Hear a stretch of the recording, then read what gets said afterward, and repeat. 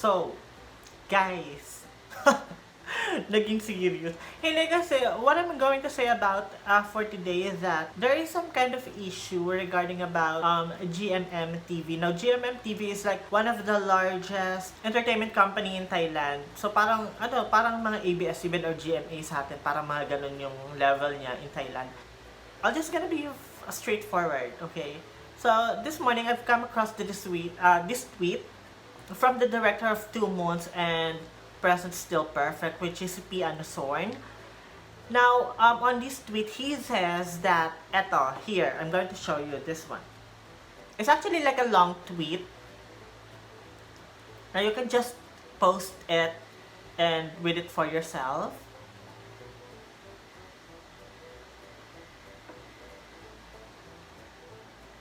So there you have it. So if you wanted to read it, you can just post it and read it for yourself. So that's basically the tweet all about.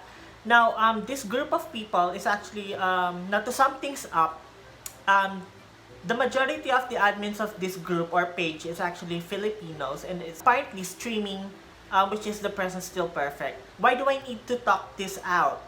Because this happens. So they mentioned, P. Anderson actually mentioned the call out the GMM TV Entertainment Corporation, and GMM has actually responded to that one. Here's the English translation of what GMM replied. Now, yeah, I'm just going to show this one, and you can just pause it and read it for yourself.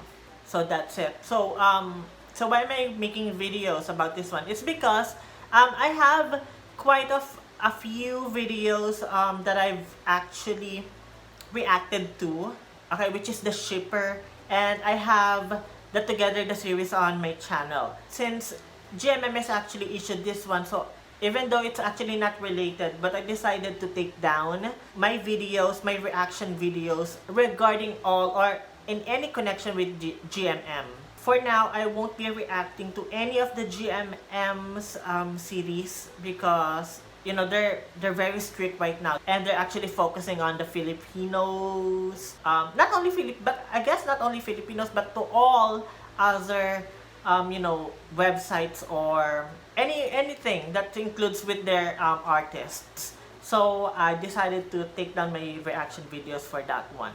So there you have it. So again, I do apologize. I've actually started quite a few videos which is under the GMM TV, but all of my videos that I've watched and reacted to is actually on the official link.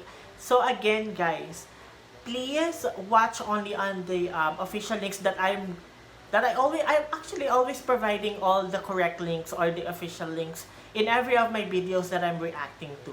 I just wanted you guys to have like an insight as to what is happening. That's why I'm making this video for you, because you might ask why haven't I reacted to this one. So basically, to sum things up, I won't be reacting to any of the series under the GMM TV, just for the meantime until things go off.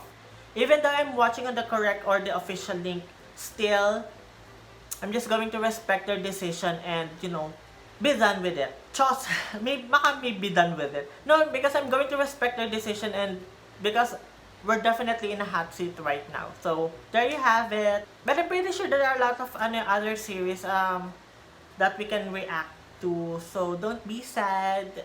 But then again, you can always suggest me videos that I can react to. But please include the correct or official link. If not, I'm going to find one. I'm willing to pay for a subscription just to watch it on the official link. That's how supporting I am. So that's it. So there you have it. So this is going to be my take on what is happening right now. Oh my gosh. We're on the hot spot again. Filipinos, fans, oh my gosh. Chill, oh my gosh, and do the right thing. Kakaloka. Thank you so much, guys, for watching. Bye.